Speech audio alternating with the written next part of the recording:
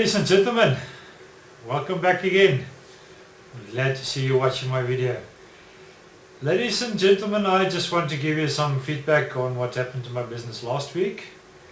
It was quite a normal week with the normal business moving ins, moving outs, and nothing extraordinary happened. I did have interviews for the two positions in my business that's open and I need to fill.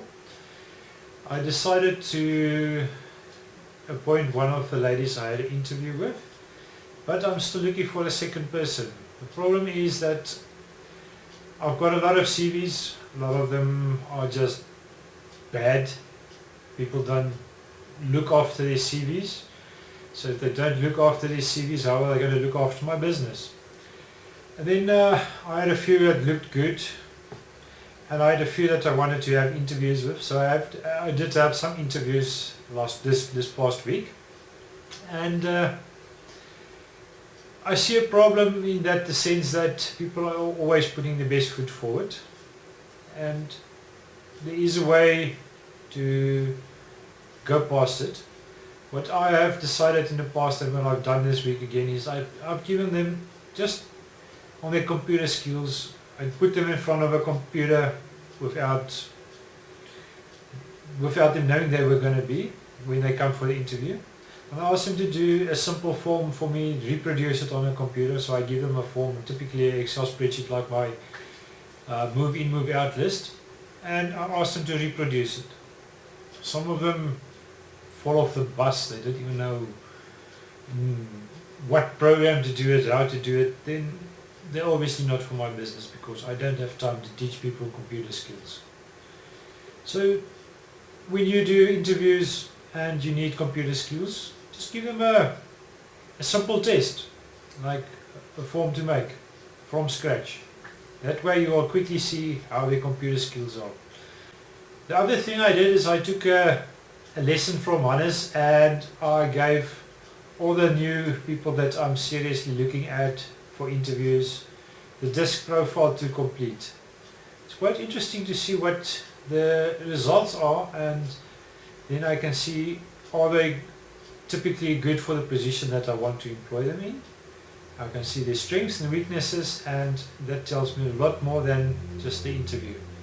So on that principle, I have employed one lady, and her skills, her disc profile perfectly fits on where we want her.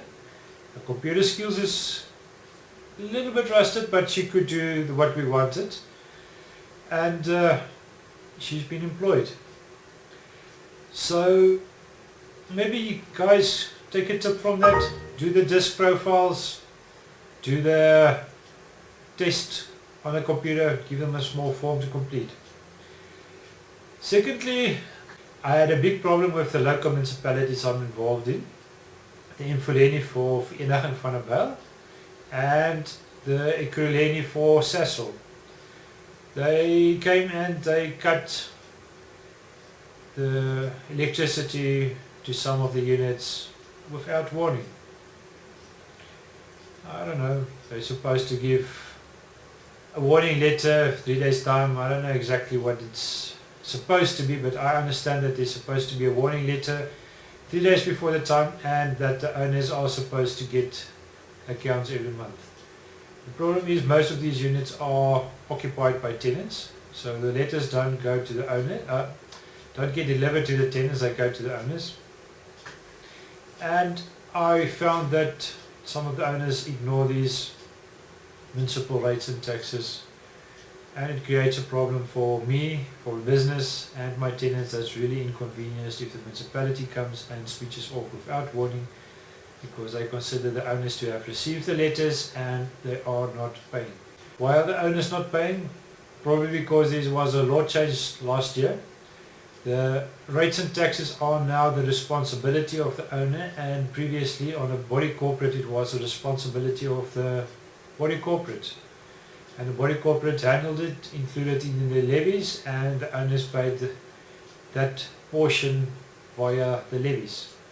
Now in most body corporates it's been taken out The owner are now getting it on the rates and taxes statements, and I have found that this last year I had a lot of problems of owners not paying their rates and taxes. So I would suggest you, if you own properties, full title, sectional title, make sure that you get your monthly rates and taxes bill from the local council that you're involved in. Why is it important? Because it can go to a situation where the council can repo your house for your outstanding bills. It can be that you never receive the bills. That doesn't matter. You are still responsible for them. So make sure that your address is correct at your local councils and that you get your rates and taxes bill. And please, pay it.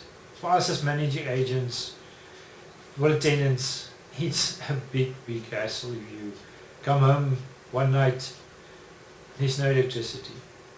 You get cold water, you can't cook, your fridge is running off. Okay, let me stop there. I think you get the point. You are responsible for your property, and I think everyone that's looking at this video understands are wealth creators, and they will not have a problem. But I know this video is being watched by other people as well. So that is a very important subject. One of my interviews, I interviewed a gentleman for a position that I need somebody to do inspections for me. I need somebody to help me with my move-ins, move-outs on a monthly basis. So I found this gentleman. His son is actually renting from me, and I've known him for a while. He was a previous estate agent from another company, and he's basically not with them anymore. So I asked him to help me out with that. So I've employed somebody else to help me out on a per unit basis, to help me with the move-ins, move-outs, and some other monthly inspections for the body corporates and for specific clients. So yes, I am delegating some of the jobs that I usually did myself. So I'm currently freeing up my time to look at more important stuff, this mundane day-to-day things other people can do for me. So that was a decision I made last year, that I need to delegate, and that is one of my prime targets, and I need to get that done in the next year. So ladies and gentlemen, I would really appreciate your comments or suggestions on these topics. Please send me an email, and I hope to see you again next week. Bye bye.